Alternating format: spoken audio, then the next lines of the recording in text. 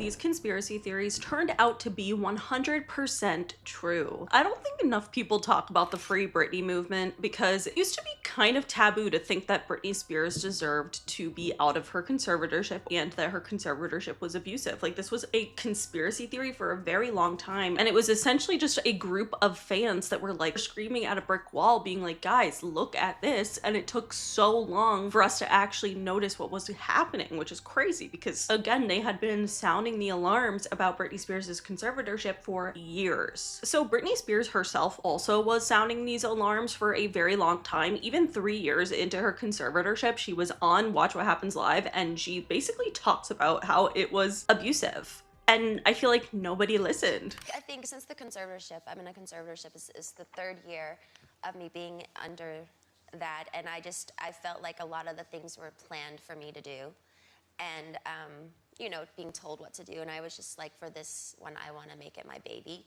and I want to do it myself, and I was very strategic about the way I did it, and yeah, that's why it means so much to me. You know you have millions of fans around the world, I know you know that, but I hope you know that they feel love to you, they feel protective of you. I feel for them as well. Me making up that was Watch What Happens Live, Annie going like, but yeah, that was only 3 years into Britney's conservatorship, and she was essentially trying to talk about how she has no control over what she is doing. And that is a thing that I think people brushed under the rug for several years, which is how everyone allowed this to go on for as long as it did. So for 13 years, from 2008 to 2021, and I really don't think people started taking this conspiracy theory seriously until 2019, but for those 13 years, Britney Spears was under a conservatorship by her father, Jamie Spears. And these types of conservatorships are really meant for people who have like no bodily control over themselves, like people who are incredibly old and have things like dementia, Alzheimer's, those kind of things, that they cannot make their own decisions for themselves. It is not made for a pop star who was just clearly struggling and was still able to perform her Vegas residency shows every single night and go on tour several times while under this conservatorship that, you know, at the end of the day, she would go home, she can't even decide what she's going to eat. She can't even have access to her car. She can't drive. She can't go for a walk without being monitored. All of this was happening again to the Britney Spears that we saw having, yes, her struggles, but they kept this very under wraps because how could she be in such control if she's able to be going and doing these shows and going on tour and dropping albums? And that is how the conspiracy stayed hidden for so long. The Free Britney movement really got this conspiracy theory to be seen as a legitimate thing that was happening and needed to be changed. And I think that without the Free Britney movement, I don't know if Britney Spears would have ever gotten out of her conservatorship, and she probably would still be in it to this day. And she agrees with that. And the Free Britney movement, you guys rock. Because of you, I honestly think you guys saved my life. My voice was muted and threatened for so long. I wasn't able to speak up or say anything. Grateful, honestly, for each day and being able to have the keys to my car and being able to be independent and feel like a woman, owning an ATM card, seeing cash for the first time, being able to buy candles. It's the little things for us women, but it makes a huge difference. Hopefully my story will make an impact, make some changes in the corrupt system. So this was happening right under our noses for 13 years, and I guess 10 years before people really started sounding the alarms on this. Like I said, 2019 was really the year that everything shifted because social media became obsessed with the Free Britney movement and started to actually look at the things that these fans had been saying all along and started to take problem with it. And that is how Britney Spears even got the trial that she got, where she was able to tell her truth and talk about how she was forced to have an IUD in her and how she couldn't go for a freaking walk without her father's permission, and also how her father bugged her entire house and had all of these cameras and microphones recording her 24/7. So at the end of the day, the crazy fans were actually right, and that Britney Spears was really trapped in a situation that she needed help out of. And I honestly see a lot of people be like, Britney Spears, like, she needed to be in that conservatorship because we see her, like, you know, twirling around on Instagram with knives. But the thing is, No, she didn't. It was not a normal conservatorship, and I think that is the part that people tried to cover up for so many years, was the concept of it being normalized for her to be in this law agreement, which is crazy as well because the court has to reevaluate the conservatorship every single year. So for 13 years, they just reevaluated it and were like, yep, good to go, whatever. And again, they were seeing this woman perform in Las Vegas every single night, drop new albums, be on Glee. I don't know why that one came to mind, but it did. And so many other incredible things that Britney Spears was completely capable of doing, yet they still signed off on a document that said that they didn't believe that she was capable of making basic life decisions like getting married, having kids, or even like going for a walk, going to the grocery store, having access to her own money in any capacity. That's crazy. It really is. So whether or not you think Britney like needs help is, you know, up for your own discretion. I can understand why people think that like her behavior is a little weird. She obviously has gone through her own struggles, but either way, a conservatorship was never the answer for this. At least not like this type of conservatorship, which again is for her basic life choices. There are conservatorships in regards to money where maybe they could have thought Britney Spears was not financially responsible, so her parents took over in that kind of conservatorship, but she could still do everything else that she wanted to do. She had full autonomy, but that's not the case. And I think that's what a lot of people want you to think was the case, was that she could do whatever she wanted to do, but that's not true at all. And this girl was literally under lock and key for 13 years, right under our noses. And everyone just called the Free Britney movement crazy fans and, you know, whatnot. But clearly they ended up saving Britney Spears' life. I haven't wanted to share this because it's unbelievably offensive, sad, abusive, and honestly, would anybody believe me? Well, the actual conservatorship actually started, I think, 15 to 16 years ago. I was 25 when it started. I was extremely young. All I do remember is I had to do what I was told. I was told I was fat every day. I had to go to the gym. I had to just... And I never remember feeling so demoralized and just... They made me feel like nothing. And I went along with it because I was scared. The whole thing that made it really confusing for me is these people are on the street fighting for me, but my sister and my mother aren't doing anything. To me, it was like they secretly, honestly liked me being the bad one, like I was messed up, and they kind of just liked it that way. I was performing for like thousands of people at night in Vegas, the rush of being a performer, the laughter, the joy, the respect. I was a machine. I was a machine. Not even human, almost. It was insane how hard I worked. How is there a God? Is there a God? Giving 8 galls of blood weekly, not being able to stand up. I was so weak. I'm sharing this because I want people to know I'm only human. How can I mend this if I don't talk about it? But if you're a weird introvert oddball like me, who feels alone a lot of the time, and you needed to hear a story like this today so you don't feel alone, know this, my life has been far from easy and you're not alone. It's so sad to listen to that one of the biggest pop stars in the world was enduring this behind closed doors, and not a lot of people were talking about it. Again, it was chalked up to a conspiracy, and that is the part that is so fucked up. I really want to hear your guys' thoughts on this because it just makes me so sad and it's sickening. All right, the next conspiracy theory that turned out to be true is all about P. Diddy. If you guys don't know, people for years have been sounding the alarms about what was going on at P. Diddy parties, and it was, again, right in our faces, and no one was doing anything. Diddy party stories, they're our favorite genre of Can't anecdote. tell that one either. I mean, I'm like actually cycling through them. Feel like Well, we still have some time to go, you know, I can blow it here. okay. Feel free. Diddy party stories, man. That was like some weird memory lane. You know, out in Hollywood, a lot of people come up missing.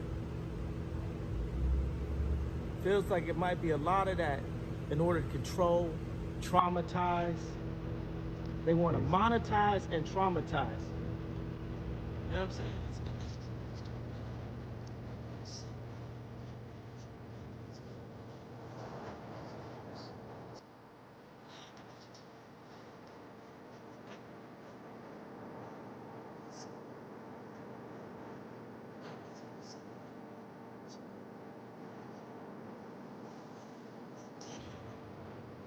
I'm still not backing down from what I said.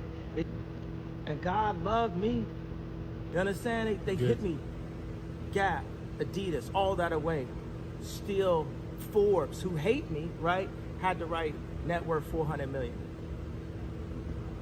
Jesus is king. God loved me.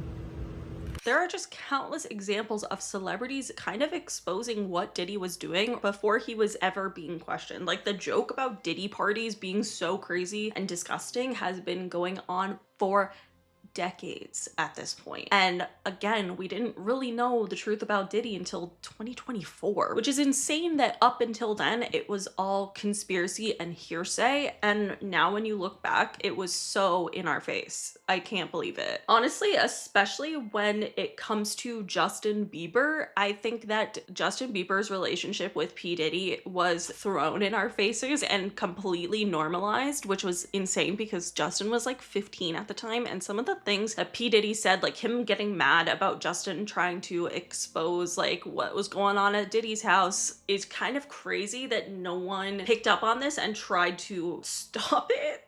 I don't know. Got me a Lamborghini. It's, Oh, well, that's nice. I haven't gotten it yet, though. Yeah, I know. When is that coming, that Lamborghini? We talked about this last He time. had the Lamborghini for a day or two, and he had access to the house, and he knows better than to be talking about the things that he does with Big Brother Puff on national television. Oh, apparently not.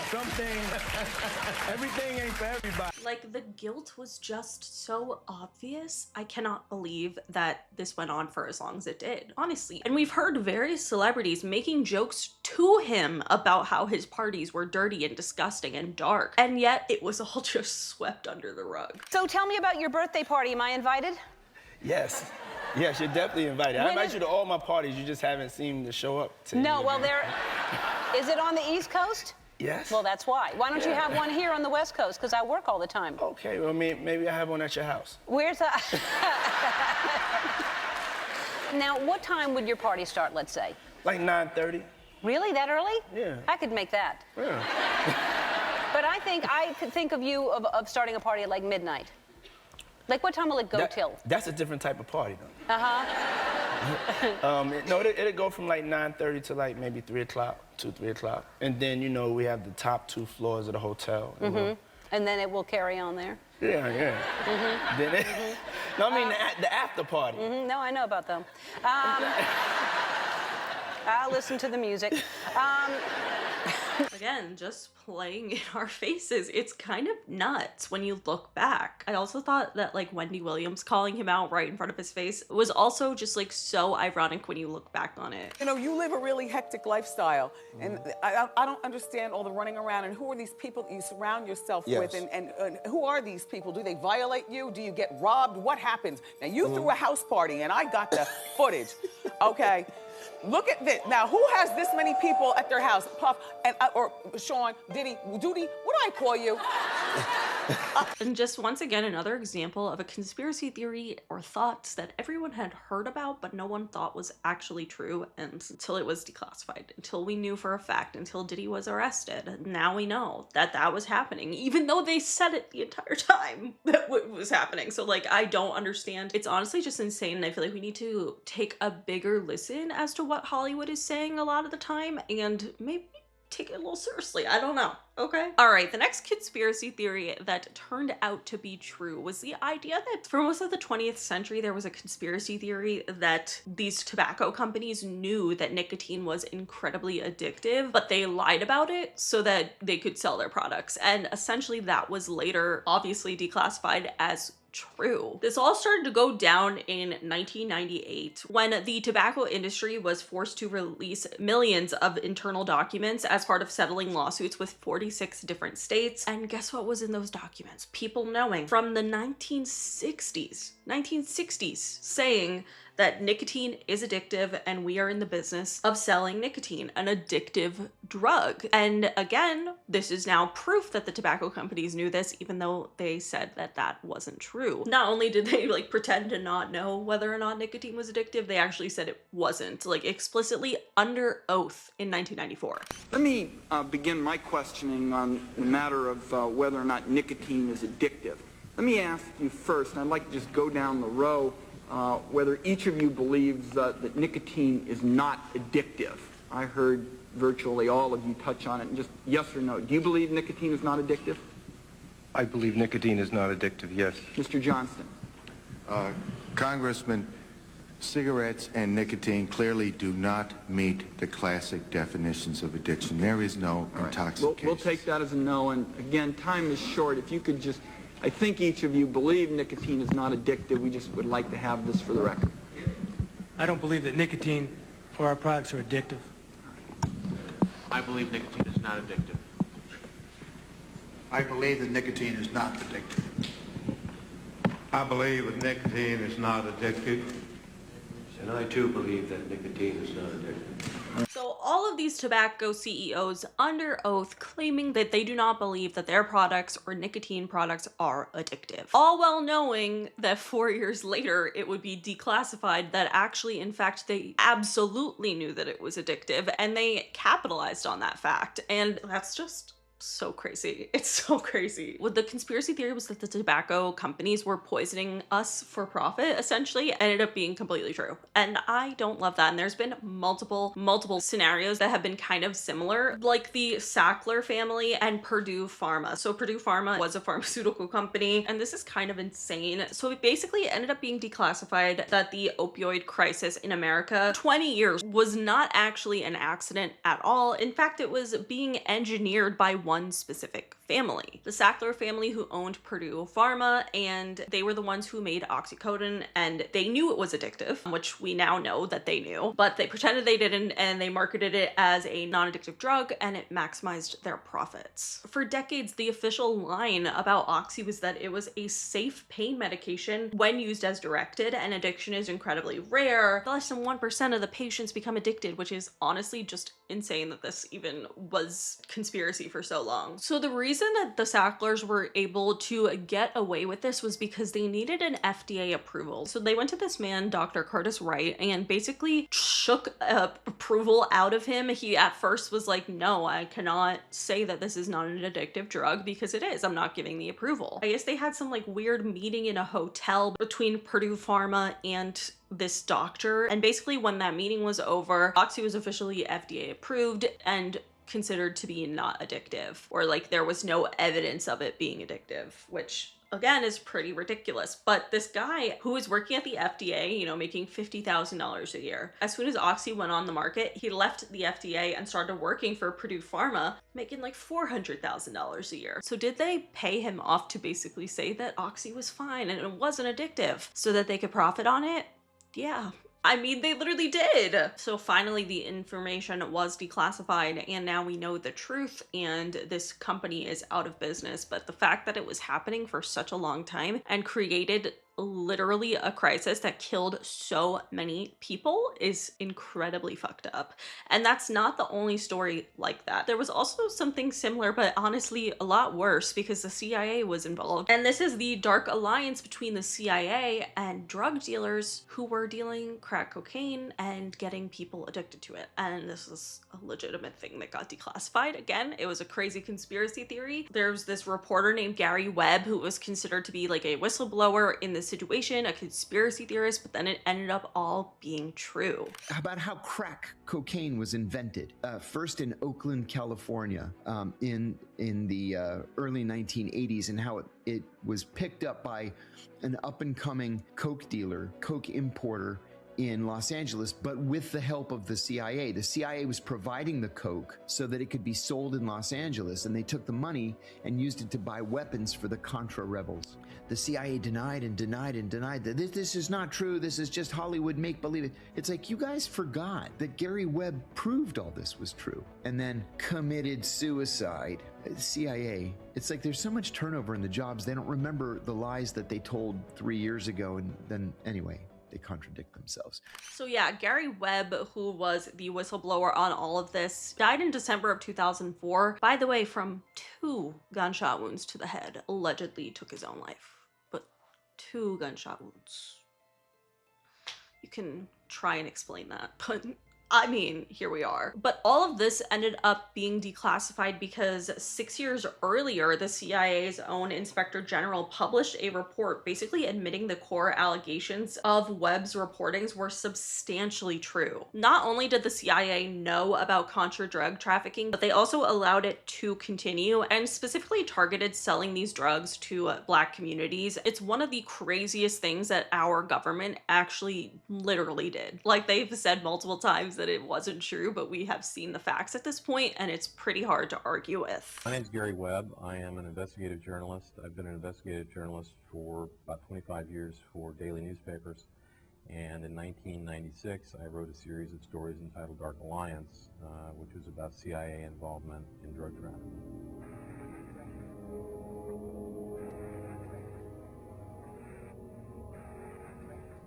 What my story showed was that the cocaine that was being sold in those neighborhoods was coming from mainly one source, and this one source was being used to finance a guerrilla war in Central America. It was a pretty insane thing that was a conspiracy theory but ended up being true. And Gary Webb probably lost his life over this because, once again, he died from taking his own life with 2 gunshot wounds to his head. So make that make sense. I don't know. I think at that point they weren't even trying to cover it up. I think one of the darkest conspiracy theories that ended up being true, like, this is so insane and fucked up beyond belief that I cannot believe that this is true. But not only that, I cannot believe I wasn't taught this in school at all. In all of my years of middle school, high school, college, I was not taught this information whatsoever. And it is all about how the government purposely infected Black men with syphilis and withheld the treatment for that, just so that they could study the effects of syphilis on the body that remains untreated, even though, again, they had the treatment. This is one of the most insane things I think that it has happened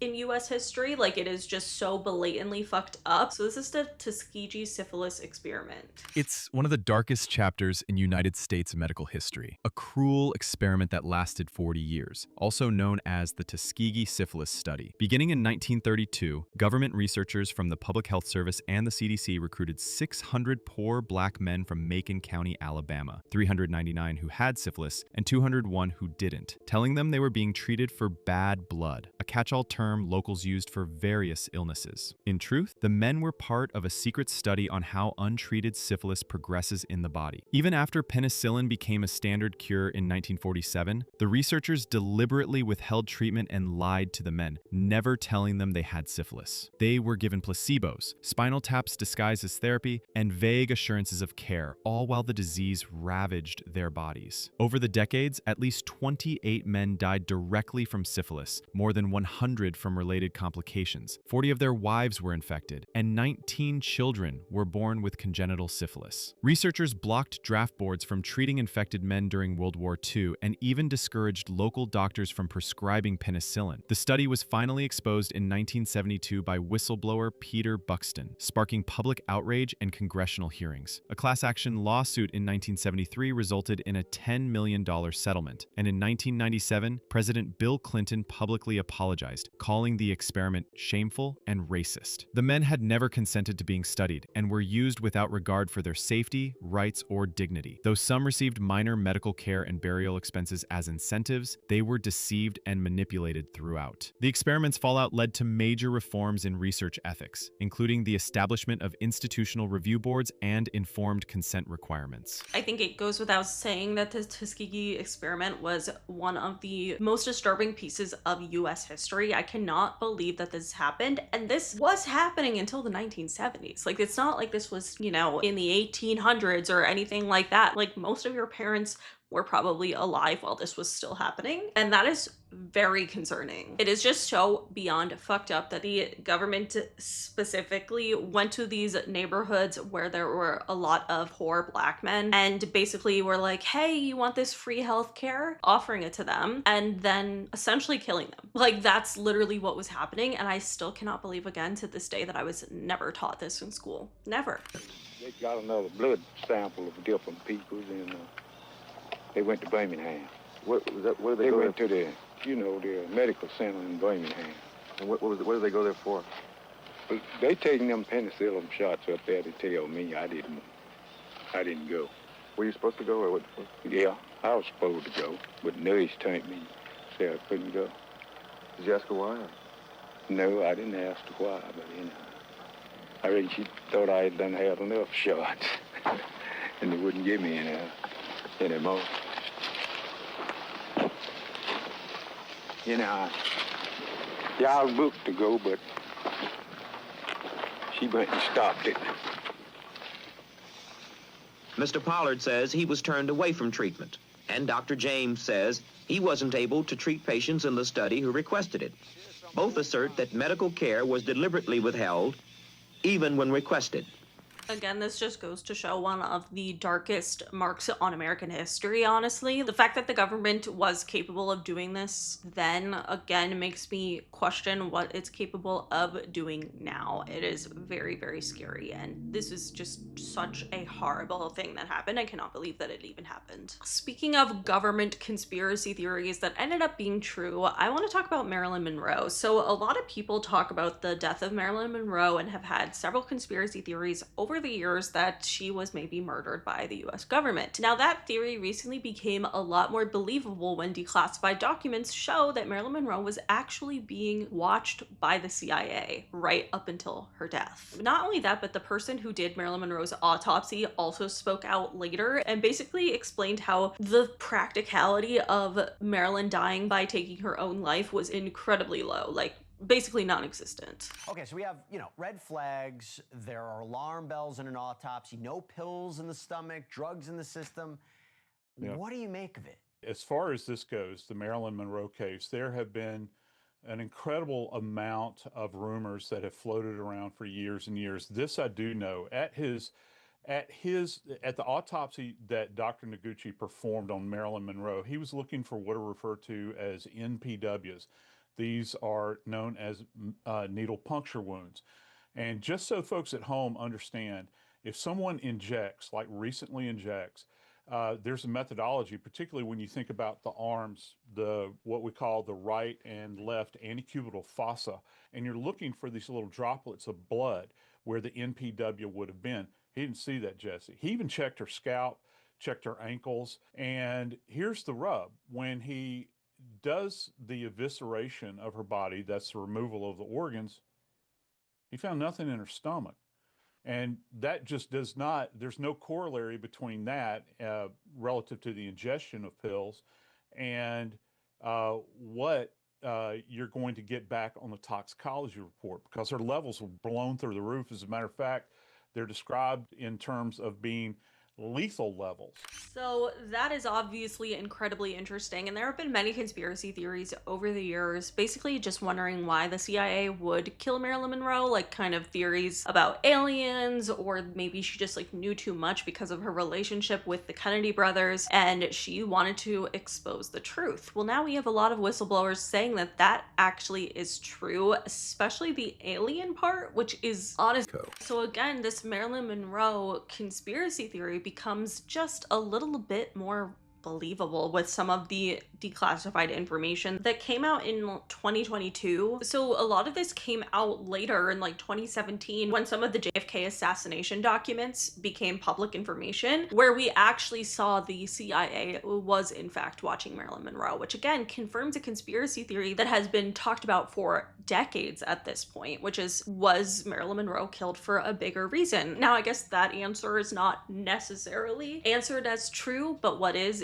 that we know for a fact that the CIA was watching her. And I think that is very important because it is an integral part of the entire conspiracy theory. So I want to hear your guys' thoughts on this. I mean, I think at this point, does anyone think Marilyn Monroe's death was an accident or like on purpose she took her own life? Because I don't know anyone who thinks that, but let me know what you think. Anyway, that is it for today's video. There are honestly so many different conspiracy theories that ended up being true. So if you guys want me to do another video like this, I totally can, because there are countless amounts of conspiracy theories that are coming true every day, and it's kind of insane. So let me know what you guys think. But that is it. If you guys like this video, please give it a big thumbs up. Let me know in the comments below what you guys think of these conspiracy theories. What conspiracy theory shocked you the most that ended up being true? That is it. Make sure you follow me on TikTok and Instagram, subscribe for new videos every week, and I'll see you guys later. Bye.